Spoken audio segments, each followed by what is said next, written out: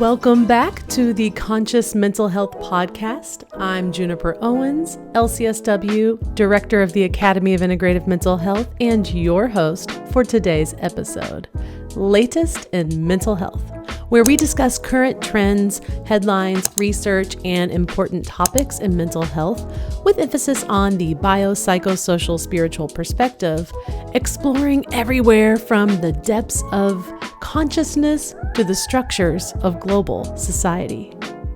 And let's get right into it. Our first story is all about the recent viral Elmo tweet and the concept of trauma dumping. What? He looks sad. Oh, but a friend is giving him a flower. Oh, that's so kind. In a heartwarming display of connection, the beloved red Muppet, Elmo from Sesame Street, took to social media platform X, formerly Twitter, with a simple question. Elmo's just checking in. How's everybody doing? This simple tweet would unleash a tidal wave of emotional responses from millions of users. Elmo's tweet quickly gained immense traction, amassing a staggering 208.3 million views and garnering 19,000 comments. Some of the replies poured out with raw honesty, revealing the depths of human complexity and suffering.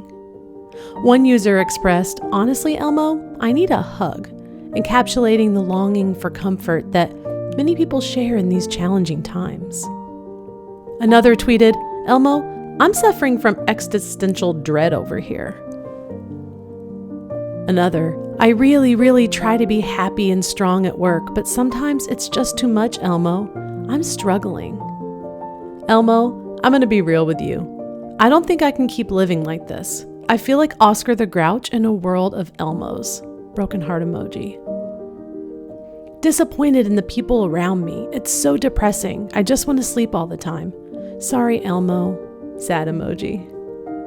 The world is burning. Genocides are happening. Women's rights are being taken away. Surviving is insufferable, Elmo. How do you think we're doing? Another simply replied, "Elmo, we are tired." Even businesses and actors weighed in. The Children's Hospital Association tweeted, "Hi, Elmo. Thank you for checking in and teaching children and us grown-ups how to deal with big feelings like happy and sad. Having big feelings is a part of life, and knowing how to talk about and process those feelings is so important for our health and well-being." Actor Rainn Wilson shared, "I'm kind of at a crossroads and frankly could use a little support." An acclaimed singer, rapper, and producer T-Pain chimed in with an honest message stating, "I'm just looking for someone to talk to and show me some love, if you know what I mean." Really underscoring the universal need for human connection and empathy. In the response to this outpouring of feelings and interests spurred by the tweet, Elmo took it upon himself to share a follow-up post emphasizing the importance of checking in on friends and loved ones. He wrote, "Wow, Elmo is glad he asked. Elmo learned that it is important to ask a friend how they are doing. Elmo will check again soon, friends. Elmo loves you," reaffirming the power of kindness and support in the digital age. Among the multitude of responses to Elmo's tweet over the past several days, even President Joe Biden took notice and offered his insights. He acknowledged the daily struggles many individuals face, writing, "I know how hard it is some days to sweep the clouds away and get to sunnier days." The president added, "Our friend Elmo is right. We have to be there for each other, offer our help to a neighbor in need, and above all else, ask for help when we need it. Even though it's hard, you're never alone." However, not all responses were solely supportive, as some labeled the reactions to the tweet as trauma dumping. One ex-user said, "We started it by trauma dumping so hard on Elmo. The official Sesame Street account had to tweet out mental health resources. God help us."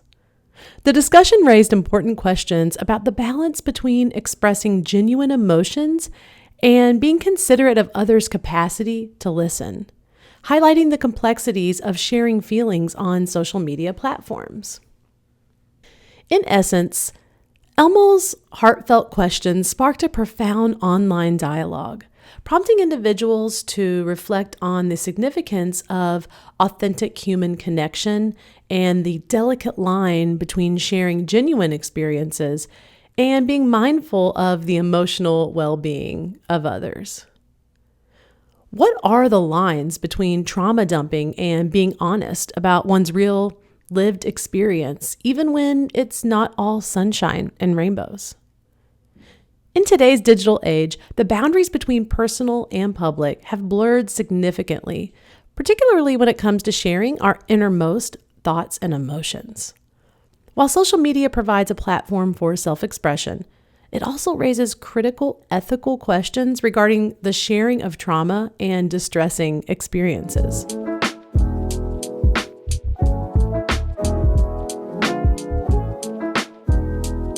So what is trauma dumping? Trauma dumping, although not an established clinical term, is a phrase commonly used to describe the act of sharing one's traumatic experiences or emotions with others, often without their consent or consideration for the potential impact. This behavior can be emotionally overwhelming and potentially harmful to both the person sharing and the recipient. While the term itself may not be a scholarly one, the concept of sharing traumatic experiences on social media platforms or randomly with a bank teller, for example, is not uncommon in discussions related to mental health and interpersonal communication. In therapeutic settings, it is encouraged for clients to share their traumas in safe, supportive environments guided by professionals who can help them process and heal. Sharing trauma is a little different than saying that you're not doing well or that you're feeling sad. This points to the overuse of the term trauma on social media and, in turn, its misuse or misunderstanding. Sharing trauma and sharing that you're having a bad day are two different forms of communication. Hey Lucy, Jackie, how you doing? This is Isaac. Isaac, let's meet you. Okay. Did you see that? That was a flinch. Because I was abused as a child. Okay. So anyway, how are you doing today? Yeah, I've been good, just busy with work and stuff. My nan died yesterday. So it's quite brave that I'm here, actually. Stop. Sharing trauma involves discussing deeply distressing and often life-altering experiences with severe emotional and psychological consequences, requiring empathetic support and often professional intervention. In contrast, sharing that you're having a bad day typically refers to discussing temporary and milder negative emotions or setbacks in daily life, with a lesser impact on functioning and usually manageable through comfort, listening, or simple solutions. The key differences lie in the nature, intensity, impact, response, and potential long-term consequences of the experiences being shared. For example, trauma dumping could be sharing explicit details of a recent abusive relationship, discussing every painful moment and emotional turmoil in a public online forum, or it could look like posting detailed graphic descriptions of a recent car accident, including images on social media, sharing all the emotional and physical pain experienced during the incident. An example of sharing without divulging trauma could be posting a tweet saying, "Feeling so overwhelmed today, need some words of encouragement." If you were in a car accident, for example, just sharing, "I was in a car accident recently and I need some help," or sharing an Instagram story with a sad emoji caption and a photo of a rainy day when you're feeling down, or texting a friend to say, "Hey, can we talk? I had a tough day at work and could use some support." One of the challenges lie in distinguishing between venting, being authentic, and trauma dumping. The Cleveland Clinic suggests several questions to consider when sharing difficult experiences. Did the other person have an opportunity to share their feelings? Is the person comfortable sharing their traumas with me? Is this an appropriate time to share these difficult feelings? Did I ask the other person if they felt overwhelmed by what I was sharing? Are there certain topics better discussed with a therapist? Experts advise that if someone inquires about your well-being, you can ask if they have the space and capacity to listen to your concerns. So if someone says, "How are you doing?" and you're really not doing well, instead of just simply saying, "Fine, thanks," you could say, "Hey, are you in the space to hear actually how I'm doing? Because I could share." And then they have permission to tell you, "No, I was just saying that because it's, what everybody says," or "I was just trying to be nice, but actually, no, I don't want to hear it," or "I don't have the space." In cases where they don't ask directly, consider asking if they have time to hear about the issue you're facing. Finding a balance between authenticity and responsibility is key to fostering meaningful online and in-person reactions. On the internet, conversations often resemble one-way communication structures, potentially leading to the phenomenon we've been discussing, trauma dumping. Recently, this issue has gained attention on platforms like TikTok, where users freely share traumatic experiences on video and in comments. While this can serve as a cathartic release for some, experts caution that it can have detrimental effects on both the dumper and the dumpee. Also, exposure to traumatic content online can contribute to secondary trauma, as individuals repeatedly hear or view details of traumatic events experienced by others. Research has identified this as secondary traumatic stress, or STS, and acknowledges the potential for indirect exposure to trauma through media sources to lead to symptoms akin to post-traumatic stress disorder. So navigating the line between healthy sharing of emotions and trauma dumping is vital for maintaining positive and supportive relationships, whether online or offline. Key considerations include trust and consent. Ensure mutual trust and consent when discussing sensitive topics. Timing and context. Choose appropriate moments to share your emotions. Reciprocity. Maintain a balanced exchange of emotions and support in relationships. Boundaries. Respect personal boundaries and communicate your own clearly. Self-awareness. Understand your own emotional needs and intentions. When sharing personal trauma stories, be aware of the impact of your own emotional health. Sharing can be cathartic, but it can also possibly re-traumatize you or negatively affect your mental health. Gradual disclosure. Share traumatic experiences gradually and considerately. A big one, seek professional help for severe trauma or mental health issues. Consult a mental health professional or another healing professional of your choice.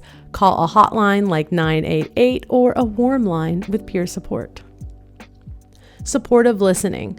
Practice active and empathetic listening when others share their emotions. Checking in. Follow up with those who share their emotions to show care and support, or follow up if you were the person sharing about the other's emotional experience.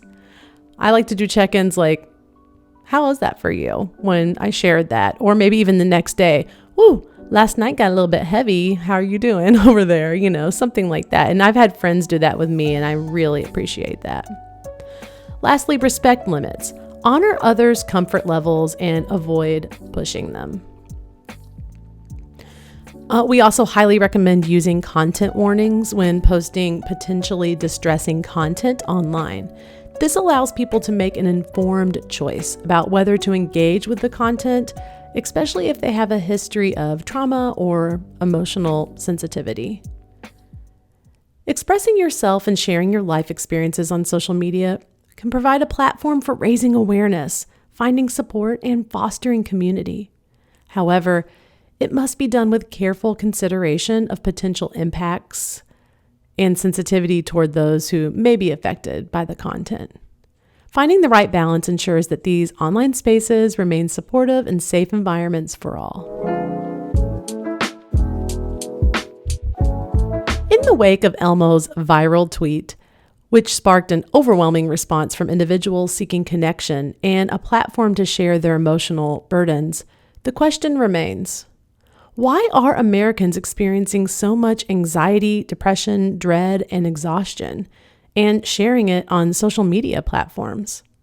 Genuine question. Is anyone doing well?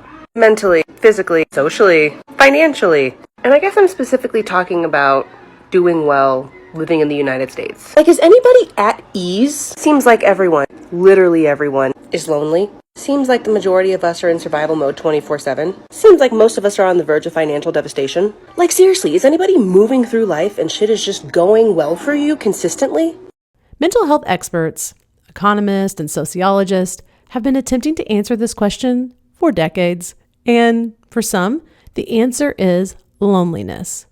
Even the U.S. Surgeon General has warned about what has been coined as America's loneliness epidemic. Approximately 1 in 3 U.S. adults report feeling lonely at least once a week, with an even more troubling statistic revealing that 1 in 10 Americans grapples with daily loneliness. The phenomenon is particularly pronounced among younger individuals, with about 30% of respondents aged 18 to 34 reporting daily or weekly experiences of loneliness. You ever get lonely? Yeah, I think everyone gets lonely.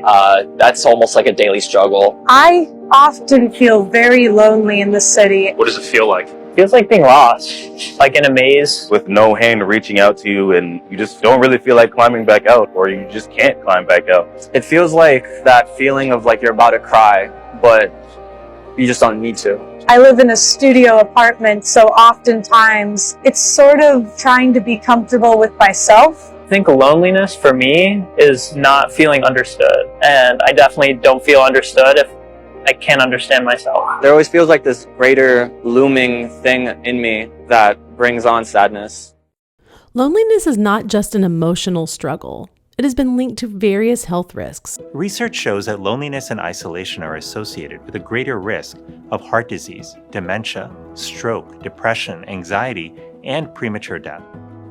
In fact, lacking connection can increase the risk of premature death to levels comparable to smoking daily.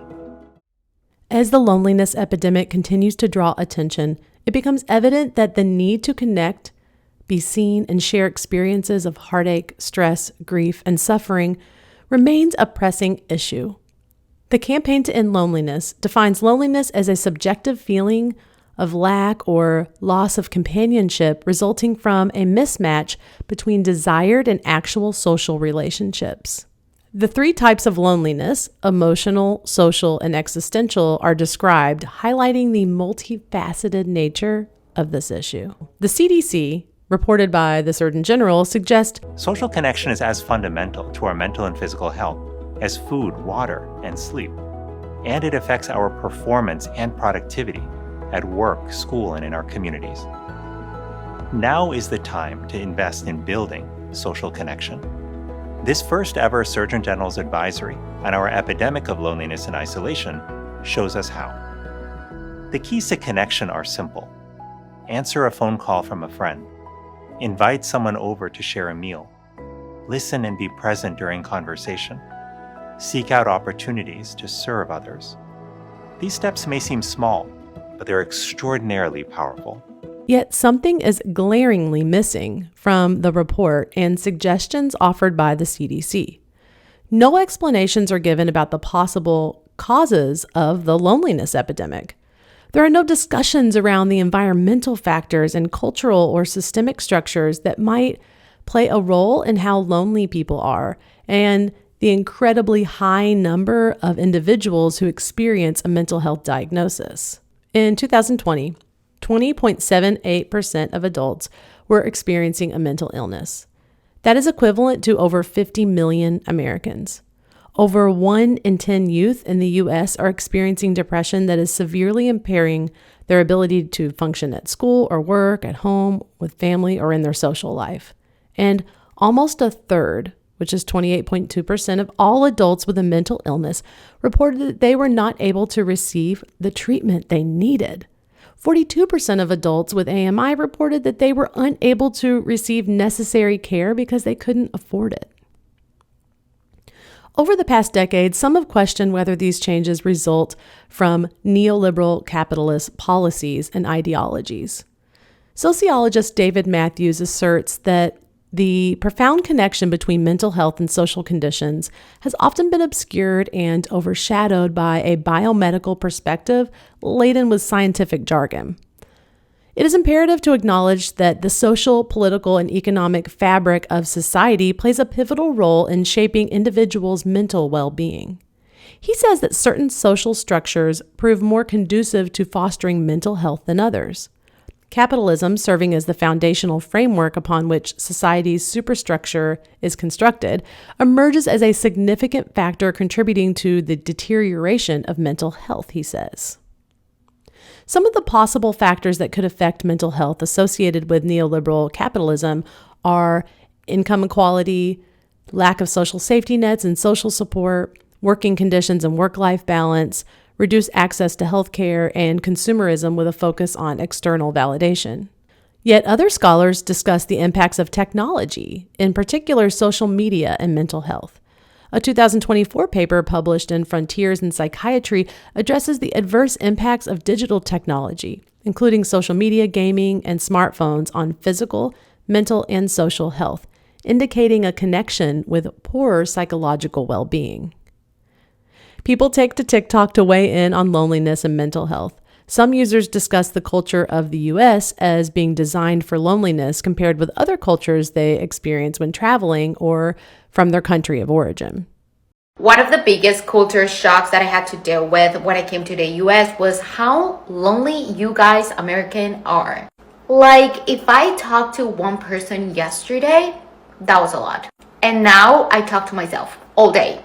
And I got used to it because I've been living here for like 8 years. But in Colombia, it isn't like that. You guys live so lonely lives and you guys are like all in your own bubble, like in your head or in your house all the time. In Colombia, it is not like that. Like, I do not understand how in Colombia we live, we engage with other people all the time. And it might seem exhausting for you if you are used to being alone and stuff, but you just get used to it. And actually being around other people helps you so much with your mental health. And that's why I think in Colombia, the mental health is like better than here in America.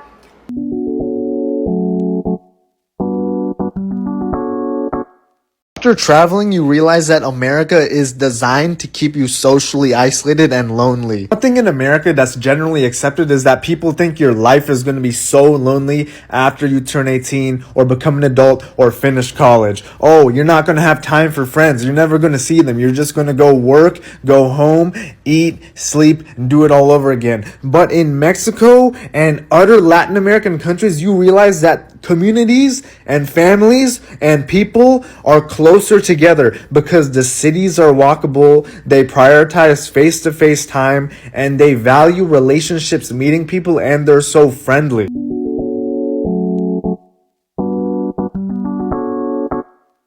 Others discuss the blatant focus on individual responsibility for the loneliness epidemic, as outlined by the Surgeon General's report. This being the advisory from a Surgeon General and this falsified idea of caring about the individual by making it the individual's responsibility to take care of the individual is fucking disgusting. We are alienated from each other. We are further incentivized to be in competition with each other. We are further incentivized to spend more time at work than we are leisurely.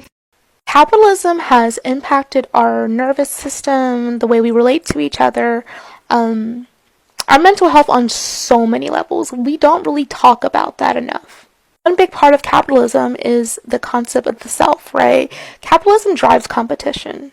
So when we are capitalistic in our environment, our nervous system starts to reflect that, our beliefs, our values as well. So one of the big things that we see with capitalism is the hyper-individualism part, right? Because we're not taught to see each other as like the collective. We see each other more as like threat and competition to each other. I want to pull in the characteristics of supremacy. With that, we're going to see also the need to blame others for the reasons why their well-being is the way it is. We blame others for not practicing enough self-care, but in reality, it's not about the self-care you're practicing. It's literally the systems in place that are killing us. It has nothing to do with the amount of self-care. We know that shit doesn't work. That is a tactic of supremacist culture. It is going to blame the personal individual as if it's a moral failing, and it is not. You are lonely, not because you just decided to not like people you don't want to be around. You're lonely because your nervous system has probably been taught and is oriented to see each other as threat. Just the idea of community alone can be triggering for some people because it doesn't feel safe all the time. In conclusion, research and discussions on the loneliness epidemic underscore the intricate interplay between individual factors like biological, trauma history, and family background, and environmental factors, culture, systemic structures, and social media, etc., and the growing need for people to be seen and heard in their struggles. A recent peer-reviewed study also suggests that the increasing individualism in Western societies may contribute to the mental well-being challenges young people face in these contexts, emphasizing the importance of addressing both individual and environmental aspects of mental health and well-being.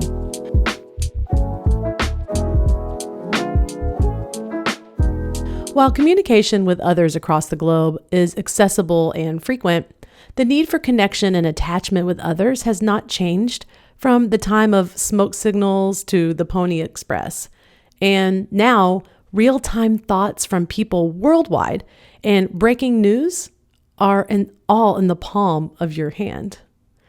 No matter how you connect with others, being seen and heard are essential aspects of human life, especially when the going gets rough. The world is heavy sometimes, and as helping professionals, we are not only living in the world, but also supporting others in their most difficult times. Humor is a wonderful coping skill, and life can get really bizarre. So we're going to end this news update with a fun game we are calling the Fact or Fiction Challenge. We will share a headline or statement, and you can guess whether it's true, false, real, or fake.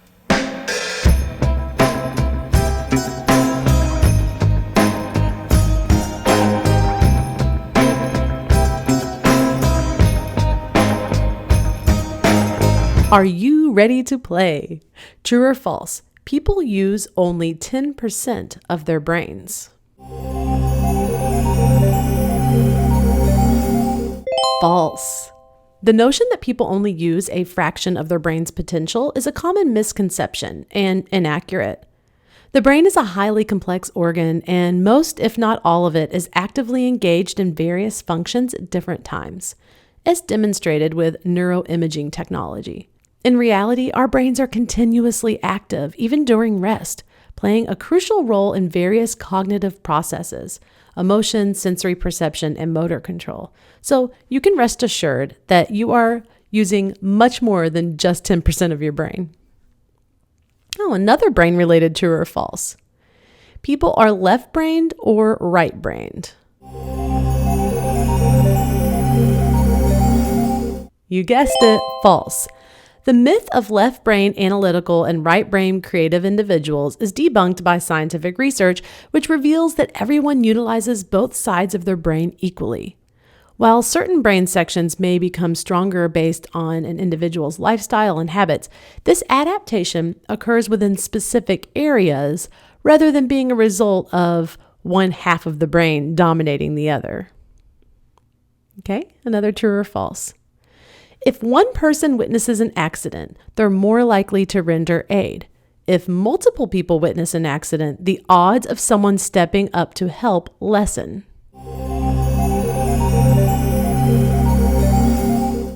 True. This is called the bystander effect, and it emerges when the presence of others deters an individual from intervening in an emergency, a bullying situation, or during a crime.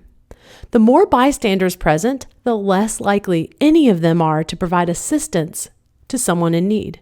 This phenomenon was popularized by social psychologists Bibb Latané and John Darley after the widely reported 1964 murder of Kitty Genovese in New York City, where numerous neighbors failed to intervene or call the police.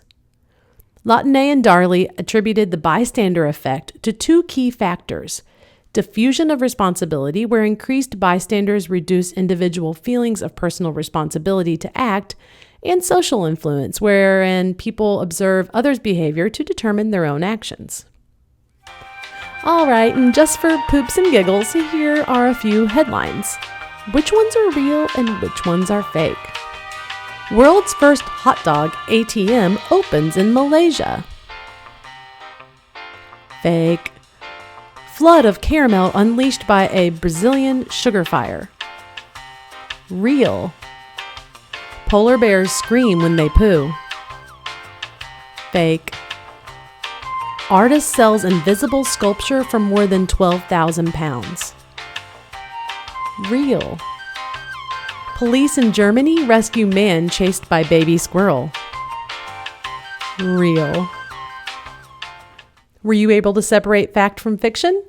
If you would like more current mental health facts, stay tuned to the Conscious Mental Health Podcast, where we help you to stay informed, educated, and inspired in your personal and professional development. Listeners of this podcast, who made it all the way to the end, may use a 15% off discount code on one of our continuing education courses. Or if you're not a mental health professional, you can check out our Client Corner for a meditation or movement class designed by our team of therapists. You can use the code CMH Podcast. That's CMH, all capital, podcast. CMH Podcast for 15% off all of our courses and bundles. We love our listeners. We appreciate all your support and we love hearing from you. So we really hope that you get a lot out of our content. And just to show you our appreciation, we wanted to offer 15% off. So you can, again, use the code CMH Podcast. And you can find all of our information in our show notes. And that concludes our latest and mental health segment for the months of January and February 2024. Again, have any stories, research, or just questions you would like us to address on a future episode? Hit us up. We have plenty ways to connect.